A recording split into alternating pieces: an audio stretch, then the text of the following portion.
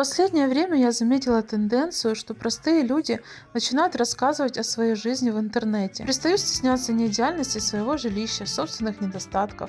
Просто берут и вываливают в интернет все, что накипело. И знаете, я прекрасно понимаю таких людей.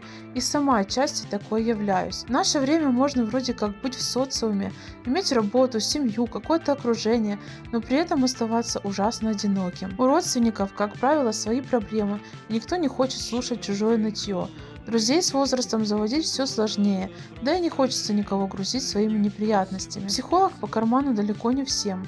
Вот и получается порой, что рандомные люди в интернете могут дать больше поддержки и внимания, чем те, кто находится рядом. И это, пожалуй, хорошо, что можно создать, к примеру, видео, загрузить его в соцсеть и найти единомышленников. Ведь на самом деле у многих из нас похожие проблемы, и мы можем стать, если не друзьями друг для друга, то хорошими, хоть и виртуальными товарищами.